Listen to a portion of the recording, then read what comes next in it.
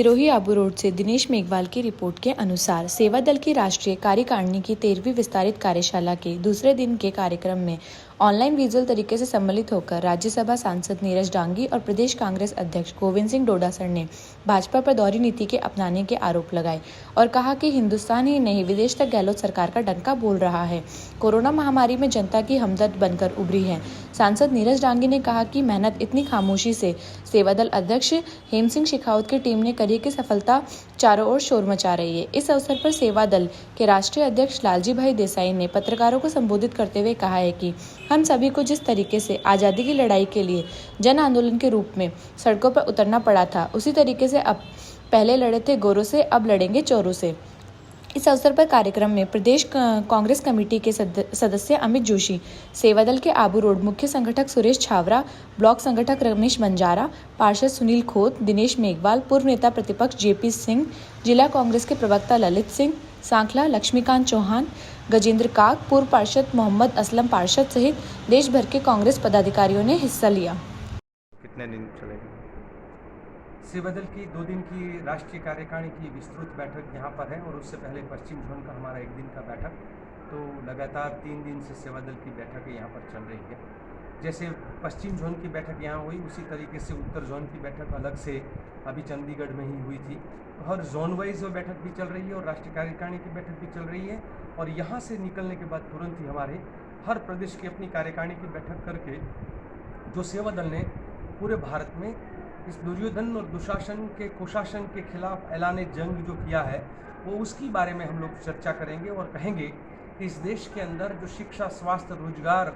और महंगाई को लेकर और देश की बच्चियों की सुरक्षा से लेकर देश के सीमाड़ों की सुरक्षा जो आज खतरे में है, हम उन सभी मुद्दों को लेकर पूरे भारत में ये कहना चाहते हैं कि बात तो करके आए थे राम राज्य की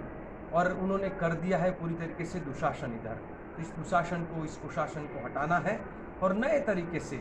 हम लोग ये भी कहते हैं कि दोरंगी सोच वाले लोग कहते कुछ हैं, करते कुछ और हैं। कोरोना के काल में आपने देखे हैं कि हमारे देश की जनता ऑक्सीजन के लिए, वो रेमडेसिविर के लिए, वो कहीं ऑक्सीजन बेड के लिए और हर दवाई के लिए मतलब जिस तरीके से दर दर भटक रही थी और अपने ही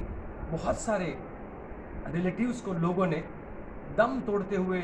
सरकार की नाकामयाबी की वजह से देखा है। पूरे भारत में केंद्र सरकार ने जिस प्रकार से वैक्सीनेशन करना चाहिए था वो नहीं किया है, जिस समय पर जो लॉकडाउन करना चाहिए था वो नहीं किया, और जब नहीं करना चाहिए था उन्होंने लॉकडाउन भी किया है। प्रवासी मजदूरों की जो बदतर स्थिति भी इस देश ने देखी है। तो पूरी तरीके से नरेंद्र भाई मोदी का, और हम तो ये भी कहते हैं कि नरेंद्र मोदी और अमित शाह का ये सांझी सरकार है, ये हम दो हमारे दो मिलकर देश को लूटने दो, वो वाला पूरे सिद्धांत के साथ आज देश में शासन कर रहे हैं, वो विफल है। और जब वो विफल है तो उनको इस देश की गद्दी से जल्दी जाना चाहिए। उनकी कल की घटना अगर देख लें कि उन्होंने 12 अपने मिनिस्टर को पदों से हटाया क्योंकि उनका परफॉर्मेंस अच्छा नहीं था। मुझे तो हंसी आ रही है कि जिस कैप्टन के 12 खिलाड़ी अगर खेल नहीं रहे थे ठीक से, तो खिलाड़ी के पहले तो कैप्टन को हटाना चाहिए। तो कैप्टन तो अब खिलाड़ियों को हटा रहा है और खुद अपनी गद्दी पर बैठा हुआ है। तो मुझे लगता है कि वो अपनी विफलता दूसरों के पर डाल रहे हैं। बहुत लोगों ने कहा जब इंजन नाकाम हो तो डिब्बे बदलने से क्या होता है। अब इंजन खराब है तो इंजन को बदलो, बोगियां चेंज करने से कुछ नहीं होता है। इस देश की सरकार नाकाम है और उसके खिलाफ हम लोग, किसानों का मुद्दा हो, मजदूरों का मुद्दा हो, हर वंचित का मुद्दा हो, महिलाओं का मुद्दा हो, महंगाई का मुद्दा हो, हम लेकर जनता के साथ जाना चाहेंगे और जनता को कहेंगे ये दूसरी आज़ादी